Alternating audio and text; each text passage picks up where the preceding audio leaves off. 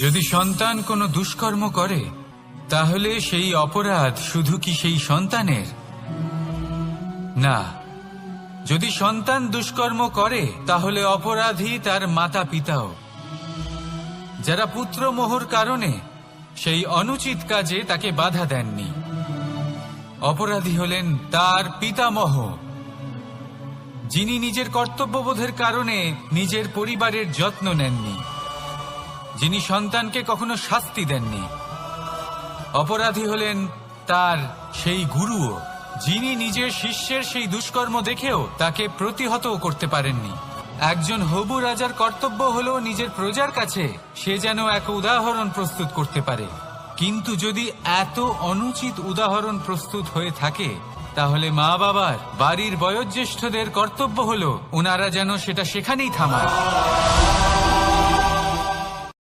বল, শক্তি, পরাক্রম এই সংসারের বিকাশের মূল। কিন্তু কখনো ভেবেছেন যে প্রকৃতি আমাদের এই বল, শক্তি, পরাক্রম কেন দিয়েছেন? যাতে আমরা জীবনে কারোর উদ্ধার করতে পারি, কাউকে সাহায্য করতে পারি, কারোর জন্য ভালো কিছু করতে পারি, কোনো গরিব অসহায় মানুষের জন্য কিছু করতে পারি।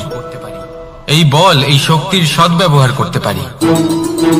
কখনো দেখেছেন এমন মানুষ যার কাছে অসীম শক্তি আছে কিন্তু তার সাথেই অসম্ভব অহংকারও রয়েছে, যিনি নিজেকে সর্বশ্রেষ্ঠ বলে মনে করেন, খারাপ কাজও করেন। আপনি দেখবেন প্রকৃতি এবং মানুষ তাকে ভাঙতে সর্বদা চেষ্টা করেন।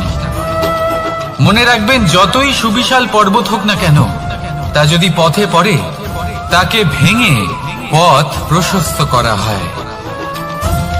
যদি আপনার কাছে বল থাকে, শক্তি থাকে, পরাক্রম থাকে, তাহলে তার সদ্ব্যবহার করুন, কাউকে সাহায্য করুন, কাউকে রক্ষা করুন। যদি আপনি আপনার শক্তির দুর্ব্যবহার করেন তাহলে মনে রাখবেন আপনি নিজের বিনাশ নিজেই আমন্ত্রণ করছেন। এবার বল অর্জন করার পরে, শক্তি অর্জন করার পরে আপনি নিজেকে বিনাশ করতে চান নাকি এই সংসারের উদ্ধার করতে চান? সিদ্ধান্ত আপনার। রাধা রাধা। যখন সুখ আসে তখন সে আপনার পরীক্ষা নেয় যে আপনার মধ্যে অহংবোধ জাগ্রত হয়নি তো। যদি অহংবোধ চলে আসে তাহলে সুখ সেখানেই সঙ্গ ত্যাগ করে।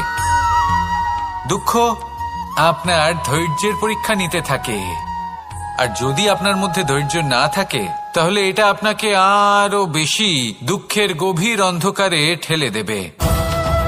সেখানে শক্তি পরীক্ষা নেয় আপনার বিনম্রতার।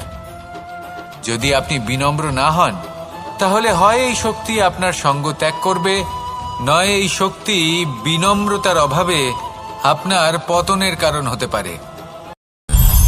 মানুষ আর ধন, এই দুইয়ের মধ্যে সম্পর্ক খুব ঘনিষ্ঠ। ধন হলো সেই শক্তি যার ব্যবহার মানুষ করে থাকে সাংসারিক বস্তু ক্রয় করার জন্য, নিজের জীবন যাপন করার জন্য। আর মানুষ হলো সেই শক্তি যারা ধনকে গুরুত্বপূর্ণ করে তোলেন। এবার একটা কথা বলি, ব্যবহার করা উচিত ধনকে আর ভালোবাসা উচিত মানুষকে। এটা বেশিরভাগ মানুষই বোঝেন না। মানুষ এখানেই সব থেকে বড় ভুল করে বসেন। তারা ভালোবাসেন ধনকে আর ব্যবহার করেন মানুষকে। এ হলো অনুচিত। দেখুন, আপনি একটা সূচের দ্বারা যুদ্ধ করতে পারবেন না, আর কোন তলোয়ার দ্বারা বস্ত্র সেলাই করতে পারবেন না, তাই না? কোনটা কিসের জন্য হয় সেটা বোঝা অত্যন্ত জরুরি। আপনিও সঠিক দিকে অগ্রসর হন। মানুষকে ভালোবাসুন আর ধনকে ব্যবহার করুন। যদি আপনি মানুষকে ব্যবহার করেন তাহলে আপনি ভালোবেসে ফেলবেন ধনকে, আর এই ভালোবাসা ধীরে ধীরে পরিণত হবে লোভে, আর ধীরে ধীরে এটা আপনাকে বিনাশ করে দেবে। তাহলে সমস্ত মানুষকে ভালোবাসুন আর এইভাবে ভালোবেসে বলুন, রাধা রাধা। এই সংসারে প্রত্যেক মানুষ এটাই চান যে তিনি যেন ধনবান হন, আর্থিক অবস্থা তার ভালো থাকে, ওনার বাড়িতে লক্ষ্মীর আগমন হয়। কিন্তু সেটা হবে কি করে, সেটাই হলো প্রশ্ন। কেউ বলেন যে যদি পরিশ্রম করো তাহলে ধন অর্জন সম্ভব, কেউ বলেন যে যদি বিদ্যা লাভ হয় তবেই ধন অর্জন সম্ভব। কেউ বলেন যে যদি বলশালী হও তবেই সম্পন্ন থাকবে। ভালো কথা, যদি তাই হয়ে থাকে, তবে দিনমজুর সারা দিন পরিশ্রম করেন, তিনি কেন ধনী হন না? অনেকজন বিদ্বান মানুষ আছেন এই সংসারে, তারা কেন ধনবান হন না? অনেক সংখ্যক বলশালী ব্যক্তি আছেন, তাদের কাছে ধন নেই কেন? তাদের কেন ধনের অভাব হয়? আবার এমনও কিছু মানুষ আছেন যারা পরিশ্রম করেন, তারা দিনমজুর, কিন্তু তারা ধন অর্জন করতে পারেন। কিছু বিদ্বান ব্যক্তি আছেন যাদের কাছে অধিক মাত্রায় ধন রয়েছে। কয়েকজন বলশালী ব্যক্তি রয়েছেন যাদের কাছে সাফল্য কে না চান? সাফল্য লাভ করার, শিখরে পৌঁছানোর আলাদাই একটা আনন্দ রয়েছে। আর আপনজনদেরও কে না চান? প্রত্যেক মানুষ চান যেন জীবনে তার কোনো আপনজন থাকে, যারা সবসময় তাদের সাথে থাকবে, কারণ আপনজনের সাথেই তো সাফল্যের আনন্দ সব থেকে বেশি পাওয়া যায়। কিন্তু আসলে কি হয়, অনেক সময় সাফল্যের খোঁজে সেই পথে চলতে চলতে আমরা আপনদের থেকে দূরে চলে যাই। না চাইতেও দূরে চলে যেতে হয়, ওনাদের সাথে সময় কাটাতে পারি না। আর আমরা ভুলে যাই যে সাফল্যের আসল আনন্দ আপনজনদের সাথেই পাওয়া যায়। সফল হওয়ার পরে আপনদের সাথে দেখা হলে তাদের চোখে আমাদের জন্য যে আবেগ থাকে, যে সম্মান, যে প্রেম থাকে, সেটাই হলো আসল পুরস্কার। আমরা সেই কথা ভুলে যাই এবং একা হয়ে পড়ি। বেশিরভাগ সময় এটাই হয়, বেশিরভাগ সময় সফল মানুষগুলি একা হয়ে যান। এবার আপনি কি চান? আপনি অসফল হয়ে দিনগুলি একাকিত্বে কাটাতে চান, নাকি সফল হয়ে আপনজনদের সাথে আনন্দে থাকতে চান? সেই সিদ্ধান্ত আপনার। সাফল্যের পেছনে ছুটুন, নিজেকে উজাড় করে দিন, কিন্তু আপনজনদের সঙ্গ ত্যাগ করবেন না।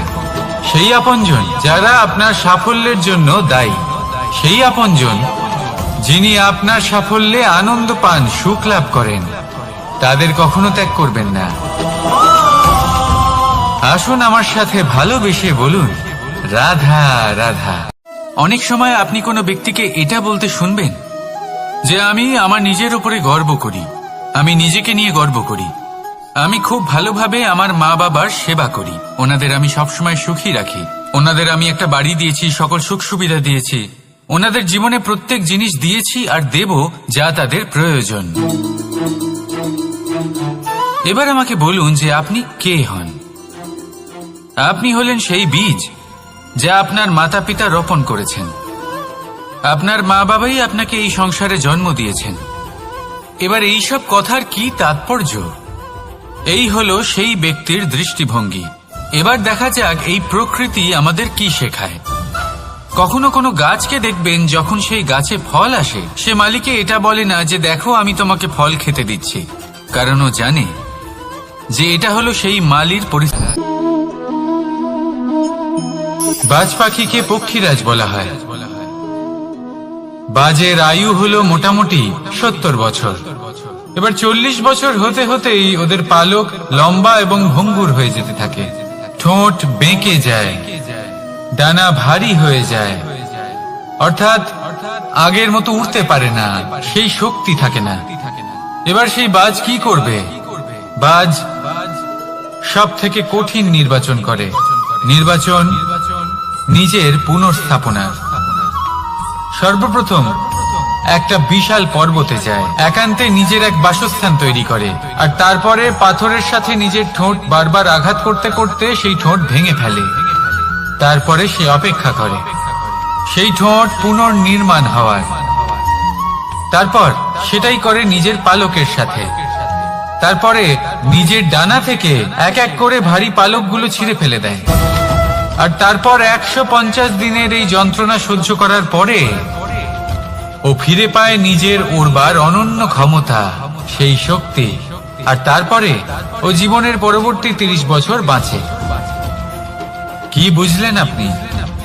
যদি ইচ্ছে শক্তি থাকে তাহলে একজন দুর্বলও শক্তিশালী হতে পারে।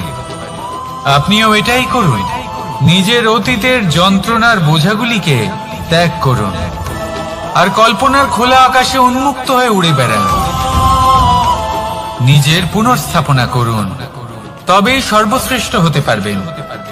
আর মনে রাখবেন, এই ছোট ছোট পদক্ষেপই বড় বড় শিখরে পৌঁছে দিতে পারে।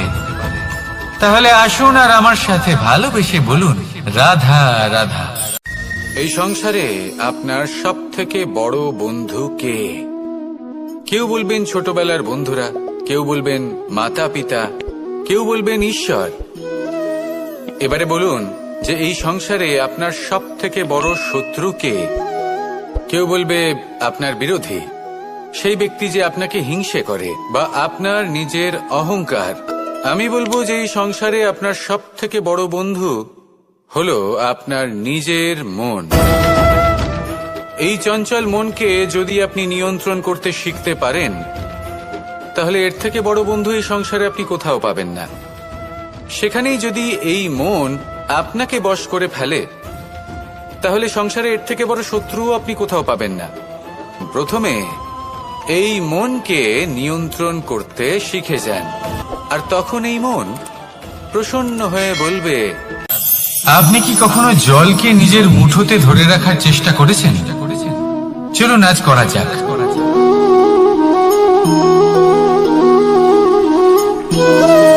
যদি আপনি নিজের মুঠো জোরে বন্ধ করেন, জল ধরে রাখতে পারবেন না। যদি আপনি তাকে এমনি বইতে দেন,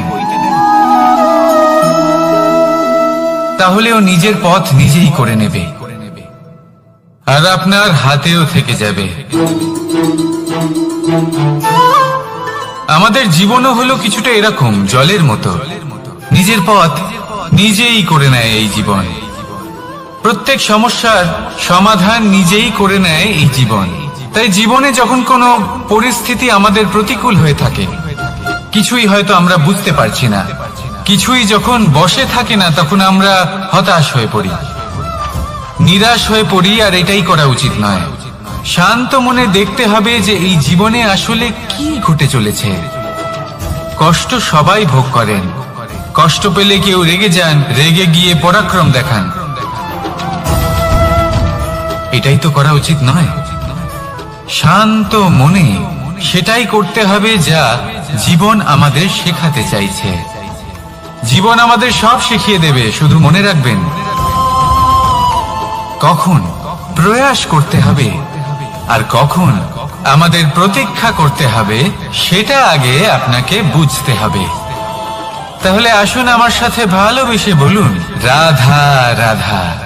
মানুষ জীবনে তিনটে কাজ অবশ্যই করে থাকে। কিছু দান করে, কিছু গ্রহণ করে, আর কিছু ত্যাগ করে দেয়। এটাও ভাবতে থাকে যে এটা করলে কিভাবে করবে। দেবার জন্য পর্যাপ্ত ধন নেই, নেবার জন্য সংসারে অত স্নেহ নেই, আর ত্যাগ করার জন্য জীবনে এত সুখই নেই। তাহলে কিভাবে করবে? আসলে আমরা বস্তুগত চাহিদা অর্জনে এত ব্যস্ত হয়ে পড়ি যে আমরা বুঝতেই পারি না যে কি নেবার আছে, কি দেবার আছে, আর কি ত্যাগ করার আছে। তাহলে আজ আমি আপনাকে বলেই দিই, মনে রাখবেন এই তিনটে গুরুত্বপূর্ণ গুণ, তিনটে গুরুত্বপূর্ণ কথা। দেবার জন্য আছে দান, নেবার মতো আছে জ্ঞান, আর ত্যাগ করার মতো আছে অহংকার। ভগবান আর ভক্ত যখন একাকার হয়ে যায়, যখন ভক্ত তার ভগবানের প্রতি এবং নিজের জীবনের উদ্দেশ্যের প্রতি সম্পূর্ণরূপে সমর্পিত হয়, তখন জন্ম নেয় ভক্তি। এই সংসারের সমস্ত আশা হয়তো আপনার সঙ্গ ত্যাগ করে দিতে পারে, তখনও ভক্তি সাথে থাকবে। ভক্ত আর ভগবান যখন একাকার হয়ে যায়, তাদের মধ্যে কোনো পার্থক্য থাকে না। তারা এক হয়ে যায়, এক ব্যক্তিত্ব, এক অস্তিত্ব। সেই জন্য কখনো জীবনে যে কোনো রূপেই, যে কোনো প্রকারেই, যে কোনো ঈশ্বরকে মান্য করুন। মনের মধ্যে শ্রদ্ধা ভাব জাগ্রত করুন, মনে ভক্তি ভাব জাগ্রত করুন। এই সমগ্র সংসারে সব কিছু আপনাকে ছেড়ে চলে গেলেও তখনও এই ভক্তি শুধুমাত্র আপনার উত্থান ঘটাবে। তাই মনে ভক্তি জাগ্রত করুন, আর আমার সাথে ভালোবেসে বলুন, রাধা রাধা। শব্দই হলো শূন্য, শব্দই হলো আরম্ভ, শব্দই হলো অন্ত, শব্দই হলো অমর, শব্দই হলো ব্রহ্ম। এই শব্দ হলো অত্যন্ত বিশেষ। কেউ কাঁদলে তাকে হাসিয়ে তোলে, কেউ হাসলে তাকে কাঁদিয়ে দেয়। কারোর মনে উদ্দীপনা জাগিয়ে তুলতে পারে, আবার কারোর মনে কাঁটা হয়ে বিঁধে থাকতে পারে। একটা অত্যন্ত গুরুত্বপূর্ণ কথা, যা বোঝা অত্যন্ত আবশ্যক। আপনার মন, আপনার হৃদয়ে যতই শুদ্ধ হোক না কেন, যতই পবিত্র হোক না কেন, আপনার দৃষ্টিভঙ্গি যতই স্পষ্ট হোক না কেন, যদি আপনার কথা পবিত্র না হয়, যদি আপনার শব্দ শুদ্ধ না হয়, তাহলে তা আপনাকে আপনার কর্মফল ভোগ করতে বাধ্য করবেই।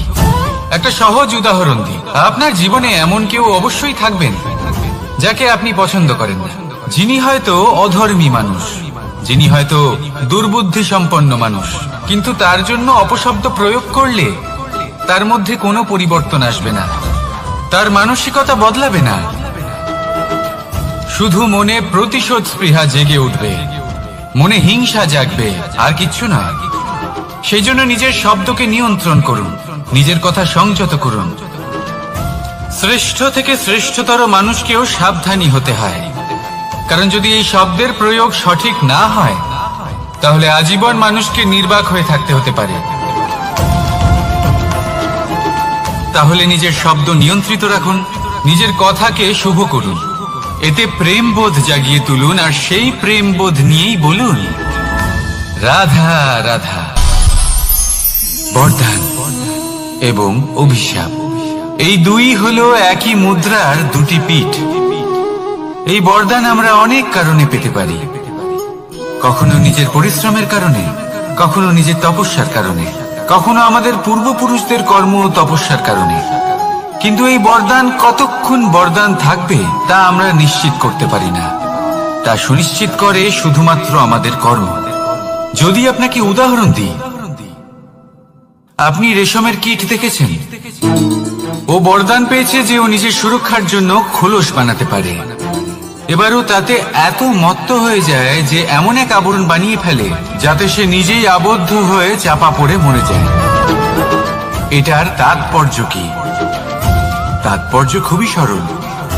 গর্ব করা খুবই ভালো, কিন্তু অহংকার করা কখনোই উচিত নয়। যদি অহংকার মনের মধ্যে প্রবেশ করে, তাহলে এই বরদান অভিশাপে পরিণত হতে সময় লাগে না। আর যদি কর্মশ্রেষ্ঠ হয়, তাহলে অভিশাপ বরদানে পরিণত হয়। তাহলে আসুন শ্রেষ্ঠ কর্ম করুন, আর আমার সাথে ভালোবেসে বলুন রাধা রাধা। সুখ, দুঃখ, মৃত্যু, মহামারী, এগুলো কখনো বলে আসে না, আবার জিজ্ঞাসা করেও আসে না। এমনই হয় দ্রুত ক্রীড়ার এই খেলায়। এক কারাগারের মতো, একটা মাকড়সার জালের মতো। যেমন একটা মাকড়সার জাল একটা পোকাকে নিজের দিকে আসতে আকর্ষিত করে নিজের চমকের দ্বারা, নিজের গঠন দ্বারা, সেরকমই দ্রুত ক্রীড়ার এই খেলা মানুষকে নিজের দিকে আসতে প্ররোচিত করে। শেষে গিয়ে মানুষ আটকা পড়ে। পার্থক্য শুধু এটাই, যখন এক পোকা এই জালে জড়িয়ে পড়ে, তখন সে তার প্রাণ হারায়। মানুষ যখন এই দ্রুত ক্রীড়ায় আকর্ষিত হয়, সে নিজের মান, নিজের ধন সবকিছু হারায়, নিজের বিবেক হারিয়ে ফেলে। কিন্তু আপনি আপনার বিবেক কখনোই হারাবেন না। যদি আপনার মনে লোভ চলে আসে, আপনি লোভী হয়ে ওঠেন। যদি আপনি দ্রুত ক্রীড়ার এই খেলায় আটকা পড়েন, তাহলে মনে রাখবেন, এই খেলা থেকে ফিরে আসা প্রায় অসম্ভবই বলা যায়। নিজের বিবেক কখনো হারাতে দেবেন না, কারণ বিনাশ আসার প্রথম লক্ষণ হলো বিবেকের বোধ চলে যাওয়া। এই প্ররোচনায় কখনো পা দেবেন না। আর আমার সাথে ভালোবেসে বলুন রাধা রাধা। বিজয়, বিজয় লাভের জন্য মানুষ কি না করে থাকে, যে কোনো সম্ভাব্য প্রচেষ্টা করে। কিন্তু নিজের বিজয় লাভের জন্য বাজিতে যা ইচ্ছে তাই রেখে দেওয়া কি উচিত কাজ? কখনোই নয়। নিজের হারানো সম্মান, নিজের হারানো সম্পত্তি, নিজের হারানো অধিকার ফিরে পাওয়ার শুধু একটাই পথ রয়েছে, আর তা হলো পুরুষার্থ, দ্যুতক্রিয়া নয়। যে মানুষ নিজেই হেরে গেছে, নিজেই নিজের জয়লাভ করার জন্য অন্য কাউকে কিভাবে বাজিতে রাখতে পারে, এ হলো সম্পূর্ণরূপে অনুচিত। অনেক সময় অনেক ধন লাভ করার জন্য, অনেক সম্পত্তি লাভ করার জন্য আমরা নিজের আসল ধন, আমাদের আপনজন, তাদেরকে হারিয়ে ফেলতেও প্রস্তুত হয়ে যাই। এটা একেবারেই উচিত নয়।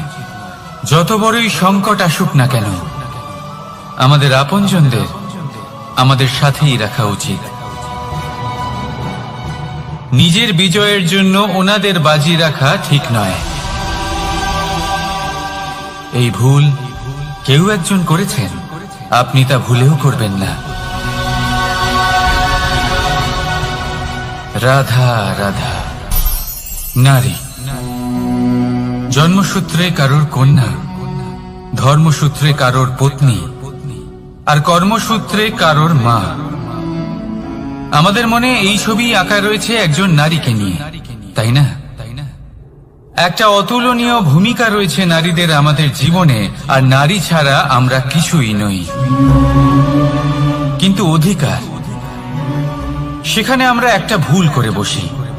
যখন নারী একজন কন্যা থাকে, যখন সে জন্ম নেয়, তখন তার ওপর অধিকার থাকে তার পিতার। আর তারপর যখন বিয়ে হয়ে যায়, তখন তার অস্তিত্বের ওপর অধিকার থাকে তার স্বামী। আর যখন তিনি মা হন, তখন নিজেই তিনি জীবনের সমস্ত অধিকার দিয়ে দেন তার সন্তানকে।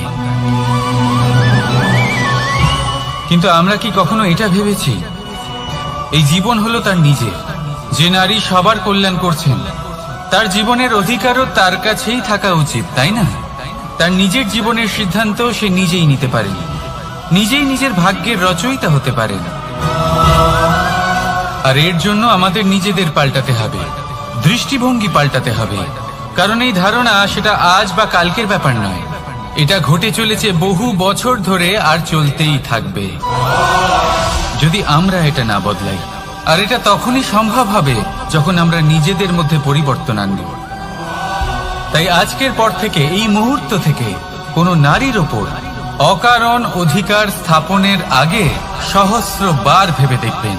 কারণ যখন নারী নিজের অধিকার কেড়ে নিতে বাধ্য হবেন, তখন শুধু এবং শুধুমাত্র বিনাশই ঘটবে।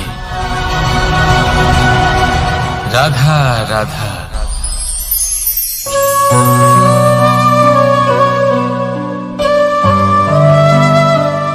নারী, পুরুষরা যাকে নাম দিয়েছেন ত্রিয়া, কেন দিয়েছেন, কে দিয়েছেন, কেউ তা জানে না। কথায় আছে, পুরুষরা ভাবেন যে ত্রিয়া, ভাবেন একরকম, বলেন অন্য কিছু, আর করেন অন্য কিছুই। কিন্তু সত্যিটা কি এটাই? আসল সত্যি হলো এটাই যে ত্রিয়া হলো সেই চরিত্রহীন পুরুষ, আর কেউ নয়। সেই পুরুষ যারা নারীকে বলেন যে আপনি হলেন মা, আপনি হলেন দেবী, আপনি হলেন বোন। আর ভাবেন কি? ভাবেন যে এই নারী হলো আমাদের পায়ের ধুলো, আর কিচ্ছু নয়। আর কি করেন? ওনাদের মাথায়, ওনাদের খোপায় মালা পরিয়ে দিয়ে ভাবেন যে ওনারা হলেন তাদের পায়ের ধুলোর সমান। একজন নারীর সম্মান ভঙ্গ করেন, তাদের দাসী মনে করেন। ভুলবেন না, যত্র নারীয়াস্ত পূজ্যন্তে রমন্তে তত্র দেবতা। অর্থাৎ যেখানে নারীকে পুজো করা হয়, সেখানে ঈশ্বর বাস করেন। আর যেখানে নারীকে অপমান করা হয়, সেখানে ঈশ্বর এবং ভাগ্য এই দুই রুষ্ট হয়। মনে রাখবেন, যদি নারী কল্যাণকারী হতে পারেন, তাহলে নারী মহাচণ্ডী রূপও ধারণ করতে পারেন। যদি একজন নারী মাতা হয়ে জন্মদান করতে পারেন, তাহলে নারী মৃত্যু হয়ে বিনাশও করতে পারেন। যেখানে নারী অপমানিত হবেন, সেখানে মহান ভারতও মহাভারতের পথে অগ্রসর হতে পারে। তাই মনে রাখবেন, নারীর অপমান যেন কখনোই না ঘটে। আর যদি কোথাও নারীর অপমান হয়, তার অর্থ হলো আপনার বিনাশ আপনার দিকেই আসছে। আর এটা হলো তার প্রথম পদক্ষেপের প্রথম পদধ্বনি। রাধা রাধা। যদি সন্তান কোনো দুষ্কর্ম করে, তাহলে সেই অপরাধ শুধু কি সেই সন্তানের? না। যদি সন্তান দুষ্কর্ম করে, তাহলে অপরাধী তার মাতা পিতাও, যারা পুত্র মোহর কারণে সেই অনুচিত কাজে তাকে বাধা দেননি। অপরাধী হলেন তার পিতামহ, যিনি নিজের কর্তব্যবোধের কারণে নিজের পরিবারের যত্ন নেননি, যিনি সন্তানকে কখনো শাস্তি দেননি। অপরাধী হলেন তার সেই গুরুও, যিনি নিজের শিষ্যের সেই দুষ্কর্ম দেখেও তাকে প্রতিহত করতে পারেননি। একজন হবু রাজার কর্তব্য হলো নিজের প্রজার কাছে সে যেন এক উদাহরণ প্রস্তুত করতে পারে। কিন্তু যদি এত অনুচিত উদাহরণ প্রস্তুত হয়ে থাকে, তাহলে মা বাবার, বাড়ির বয়োজ্যেষ্ঠদের কর্তব্য হলো ওনারা যেন সেটা সেখানেই থামায়, হয় ভালোবেসে নয়তো শাস্তি দিয়ে। যদি না থামানো হয়, তাহলে মহাভারত অবশ্যম্ভাবী।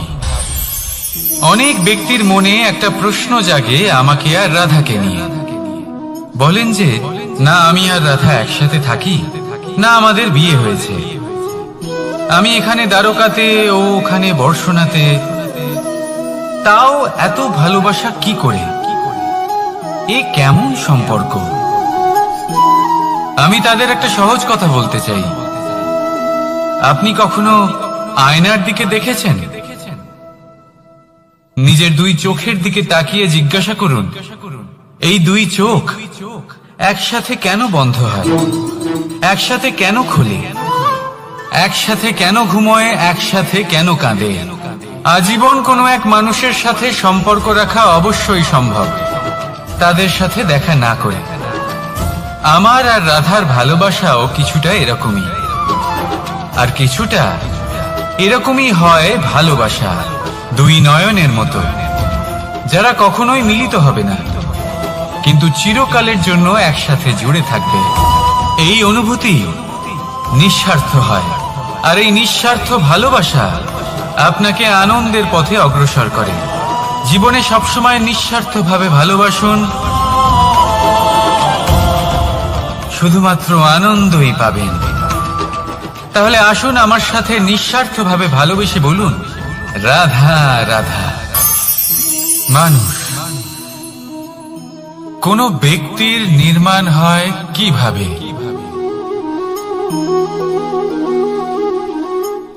কেউ বলবেন পঞ্চতত্ত্বের দ্বারা, কেউ বলবেন আত্মা, দেহ ও চেতনার দ্বারা, কেউ বলবেন ঈশ্বরের কৃপার দ্বারা, তো কেউ বলবেন এই প্রকৃতির পরীক্ষার দ্বারা। না, মানুষের নির্মাণ হয়ে থাকে বিশ্বাস দ্বারা। ব্যক্তি তখনই গড়ে ওঠেন যখন ব্যক্তিত্ব থাকে, ঠিক কিনা?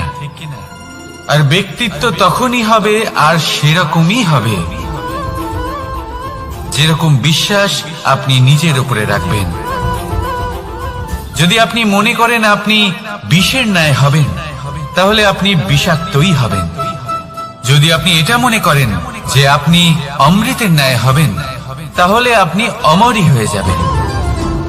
যদি আপনি নিজের উপরে বিশ্বাস রাখেন যে আপনি সংসারের সব থেকে উঁচু পর্বতের শিখরে পৌঁছতে পারবেন, তাহলে আপনি অবশ্যই পৌঁছবেন। যদি আপনার এরকম মনে হয় যে আপনি এরকম কখনো করতে পারবেন না, তাহলে এরকম কখনোই হবে না। ভেবে দেখবেন, বিশ্বাসের মধ্যেই বিশ্ব বাস করে থাকে, তো আপনার অস্তিত্ব কেন করবে না? যেমন বিশ্বাস আপনি নিজের উপরে রাখবেন, তেমনই আপনি হয়ে উঠবেন। সেই জন্য নিজের উপরে বিশ্বাস রাখুন, আর হ্যাঁ, ভালোবেসে বলুন রাধা রাধা। শত্রুতা, একজন মানুষ অন্য মানুষের সাথে শত্রুতা করে বসেন। দুজন ঘনিষ্ঠ বন্ধু, এমনও এক সময় আসতে পারে যখন এনারা একে অপরের শত্রু হয়ে ওঠেন। এর অনেকগুলো কারণ হতে পারে, কিন্তু মূল কারণ হলো আলোচনা। আগে হ্যাঁ, আপনি যদি কারোর বিষয়ে আলোচনা করেন তাহলে সে আপনার শত্রু হয়ে যেতে পারে। এবার মনে একটা প্রশ্ন আসতে পারে যে এটা কিভাবে সম্ভব হতে পারে? আলোচনা, এটা তো অত্যন্ত জরুরি। যদি আমি নিজের বন্ধুর খারাপ কাজের বিষয়ে আলোচনাই না করি তাহলে সে শুধরবে কি করে? এ কথা সত্যি যে আলোচনা আবশ্যক, কিন্তু তার থেকেও বেশি গুরুত্বপূর্ণ এবং আবশ্যক হলো আপনার এই সিদ্ধান্ত এটাই যে আপনার এই আলোচনা কোন স্থানে করবেন। যদি এটা সবার সামনে করবেন ভাবেন, তাহলে তা অপমানও হয়ে যেতে পারে।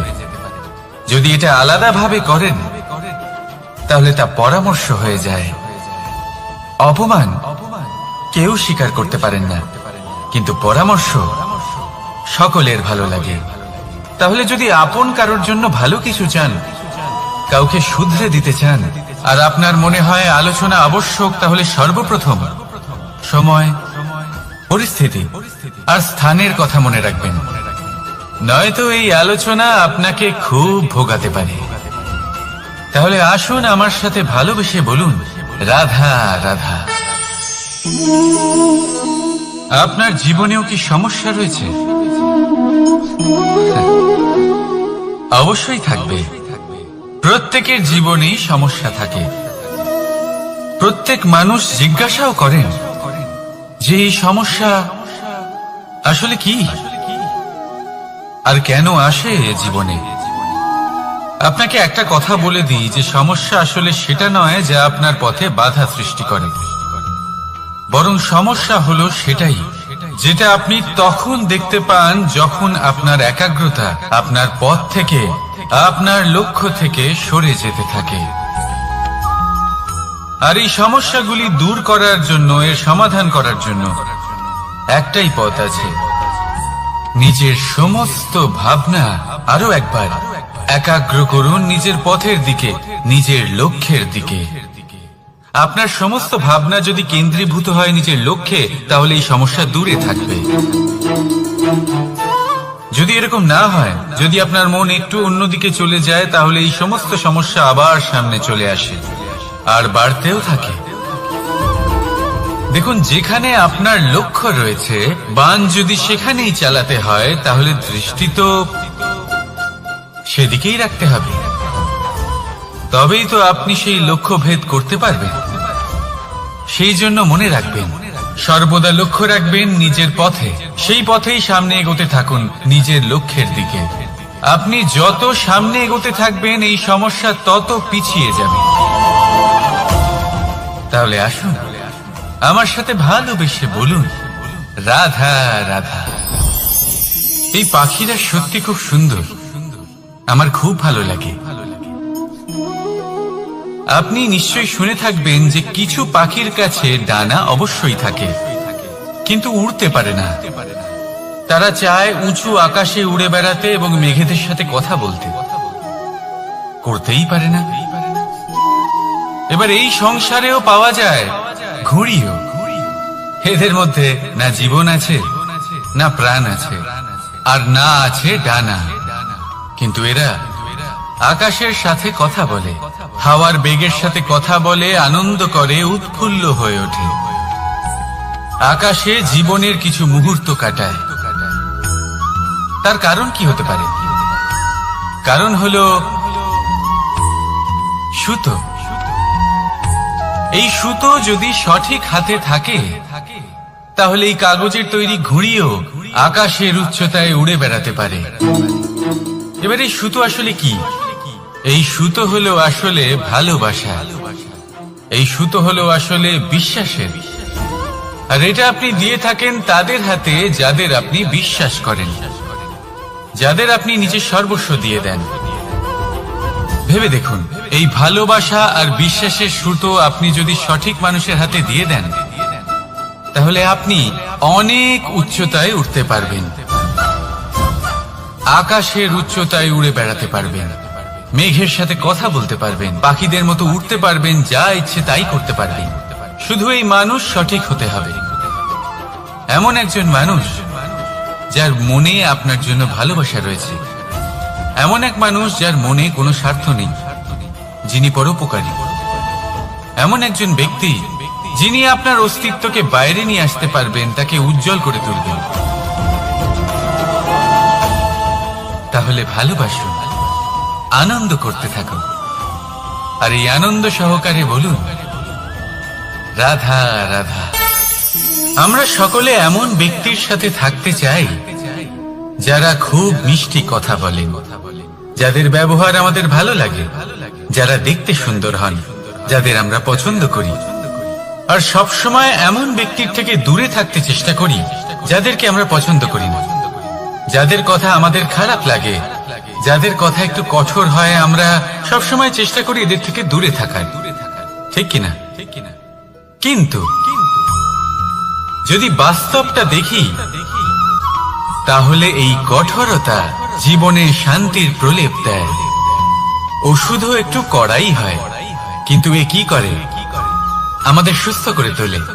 ঠিক সেইভাবেই ভালোবাসার এই অধ্যায় একটু কঠিন, একটু কড়াও মনে হতে পারে, কিন্তু এর ফল সবসময় আপনাদের স্বাস্থ্যের পক্ষে ভালোই হয়। সেই জন্য যদি কেউ আপনার নিন্দে করে, আপনাকে কড়া কথা শোনায়, আপনার ব্যাপারে আলোচনা করে, তার মানে এটা নয় যে সে আপনার শত্রু। হতে পারে তিনি আপনার বন্ধু হন, আপনার জন্য ভালো চান, আপনাকে শুধরে নিতে চান, আপনার মধ্যে কোনো পরিবর্তন দেখতে চান। সেই জন্য কখনো কারোর কথা শুনে বা কাউকে দেখে প্রাথমিকভাবে এই সিদ্ধান্ত নেবেন না যে তিনি আপনার শত্রু হন নাকি আপনার বন্ধু হন। এমনও শত্রু হয়ে থাকেন যে গুড়ের মতো মিষ্টি মিষ্টি কথা বলে আসলে আপনাকে বিষ পান করিয়ে দেবেন। আর এমনও বন্ধু থাকেন যারা আসলে নিমের মতো কড়া কথা বলেন, কিন্তু আপনাকে অমৃত পান করান। এদের মধ্যে পার্থক্য করতে জানতে হবে, কে আসলে শত্রু হন আবার কে আসলে মিত্র হন। এই পার্থক্য যখন আপনি করতে শিখবেন, তখন আপনি এই সংসারের সব থেকে সুখী প্রাণী হয়ে উঠবেন। এই পার্থক্য বোঝা সহজ নয়, কিন্তু অবশ্যই আবশ্যক। রাধা রাধা। অসুখ।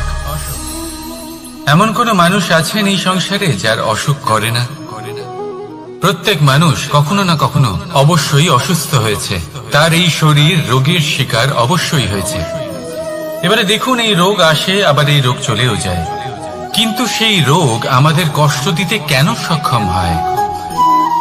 কারণ হলো স্বচ্ছতা। যদি এই স্বচ্ছতা শরীরে না থাকে, তাহলে মানুষকে শারীরিক কষ্ট পেতেই হবে। ঠিক সেইভাবেই অত্যন্ত প্রয়োজনীয় হলো এই স্বচ্ছতা যেন মনেও থাকে। যদি এই স্বচ্ছতা মনে না থাকে, তাহলে মানুষ চারিত্রিকভাবে কষ্ট সহ্য করেন। এবারে নিবারণ কি হতে পারে? বড়ই সহজ এর উপশম। যদি রোগ শরীরে হয়, তাহলে সর্বপ্রথম স্বচ্ছতা বজায় রাখতে শিখুন, এই শরীরকে পরিষ্কার রাখতে শিখুন। বিচক্ষণতার সাথে এই রোগের সম্মুখীন হন, ভয় পাওয়ার কোনো দরকার নেই। ব্যায়াম করতে থাকুন, সব ঠিক হয়ে যাবে। সেইভাবেই যদি এই অসুখ মনে হয়, তাহলে কি করা যায়? সর্বপ্রথম তার আধারের উপরে নজর দিন। আপনার এই আধারই হলো আপনার আহার। যা আপনি আহার করবেন, সেরকমই মানুষ হয়ে উঠবেন। সেইভাবেই আপনি যেরকম ভাবেন, সেরকমই মানুষ হয়ে উঠবেন। সেই জন্য নিজের ভাবনাকে শুভ করুন, নিজের দৃষ্টিভঙ্গিকে শুভ করে তুলুন, সবকিছু সঠিক হবে। আপনার আমার সবার মধ্যেই এক রাক্ষস বাস করে, তার সম্মুখীন হন, তাকে পরাস্ত করুন। তাহলে এই রোগ সে শরীরেই হোক বা মনের মধ্যে, যদি সঠিক সময় তাকে আটকানো না যায়, তাহলে যে কোনো সময় তা মহামারীর রূপ ধারণ করবে। সেই জন্য সাবধানে থাকুন, সুস্থ থাকুন। তাহলে আসুন আমার সাথে ভালোবেসে বলুন রাধা রাধা।